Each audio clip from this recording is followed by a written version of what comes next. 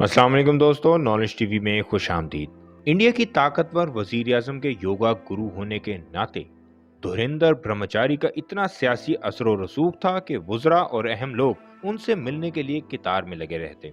वो नीले रंग की टोयोटा कार खुद चलाते थे। यही नहीं, उनके पास कई प्राइवेट जेट तैयारे थे जिन्हें वो खुद उड़ाते थे। उनका सियासी दबदबा इस कदर था कि जब वो नाराज होते तो किसी भी ब्यूरोक्रेट का तबादला और वुज़रा के महकमे तक तब्दील करवा देते। हम बात कर रहे हैं धुरिंदर ब्रह्मचारी की, जो 12 फरवरी 1924 को बिहार के मधुबनी जिले में पैदा हुए। शुरू में उनका नाम धुरिंदर चौधरी हुआ करता था। 13 साल की उम्र में उन्होंने घर छोड़ा और लखनऊ के करीब गोपालखेड़ा में महर्षि कार्तिका से योगा सीखा। धुरिंदर 1958 में दिल्ली पहुंचे। स्वामी की इंदिरा गांधी से पहली मुलाकात कश्मीर के इलाके शिकारगढ़ में हुई। ब्रह्मचारी ने सबसे पहले नेहरू को योगा सिखाया। कुछ ही दिनों में कई बड़े सियासतदान भी उनके पैरोकार बन गए। इंदिरा गांधी भी योगा को बहुत सीरियसली लेने लगी। 1959 में उन्होंने विश्वयतन योगा आश्रम कायम किया, जिसका इफ्तिताह वजीर आजम जवाहरलाल नेहरू ने किया। इस आश्रम को वजीर तालीम से एक बड़ी ग्रांट मिली थी और स्वामी को जंतर मंतर रोड पर एक सरकारी बंगला भी अलॉट किया गया। धुरेंद्र ब्रह्मचारी ने कभी गर्म कपड़े नहीं पहने। श्रीनगर में मौसम सरमा हो या मास्को में 0 दर्जा हरारत, धुरेंद्र हमेशा मलमल का कपड़ा अपने जिस्म के गिर्द लपेटते थे।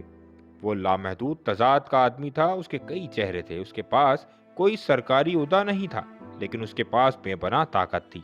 वो ऐशो आराम में रहता था। वह ऐसा योगा गुरु था जिसकी बराह रास्त वजीर आजम तक रसाई थी। लोग उससे डरते मगर उसकी इज्जत भी करते। वो हर बुध को सरकारी टेलीविजन दूरदर्शन पर योगा प्रोग्राम करते, जिसने मुल्क भर में योगा को मकबूल बनाने में अहम किरदार अदा किया। वो एक तरह से गांधी खानदान के रुकन बन गए थे। इंदिरा गांधी से कुर्बत की वजह से उन्हें इंडिया का रास्पुटिन कहा जाता था। इमरजेंसी के दौरान जैसे जैसे इंदिरा गांधी का दूसरे लोगों पर अदम एतमाद बढ़ा, उन पर ब्रह्मचारी का असर बढ़ता गया। ब्रह्मचारी ने हवाई जहाज कस्टम ड्यूटी अदा किए बगैर दरामद किए, जिन्हें वो खुद चलाते थे। सन 1977 में इंतखाबात में इंदिरा गांधी की शिकस्त के बाद ब्रह्मचारी के खिलाफ बहुत मुकदमे हुए, मगर जब इंदिरा गांधी 1980 में इलेक्शन के बाद वापस आईं तो धुरेंद्र ब्रह्मचारी के खिलाफ तमाम इल्जामात वापस ले लिए गए। इंदिरा गांधी की जिंदगी के आखिरी दौर में धुरेंद्र ब्रह्मचारी का असर कम होता रहा। राजीव गांधी के अरूज के साथ ही ब्रह्मचारी का जवाल शुरू हो गया था। उसके घटते हुए असर और रसूख की एक बड़ी निशानी ये थी जब दूरदर्शन पर उनका योगा प्रोग्राम बगैर कोई वजह बताए अचानक रोक दिया गया। इंदिरा गांधी की मौत के बाद ब्रह्मचारी की मुश्किलात बढ़ने लगी। उस पर बहुत से मुकदमे हुए, उसके आश्रम के ऑडिट हुए। धुरेंद्र ब्रह्मचारी जून के महीने में हवाई जहाज के हादसे में हलाक हो गए, जो वो खुद उड़ा रहे थे।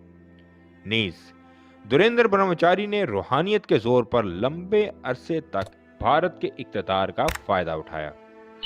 दोस्तों, उम्मीद करता हूं आपको आज का वीडियो पसंद आया होगा। अपनी राय का इजहार कमेंट सेक्शन में जरूर करें और इस वीडियो को ज्यादा से ज्यादा लोगों तक पहुंचाएं।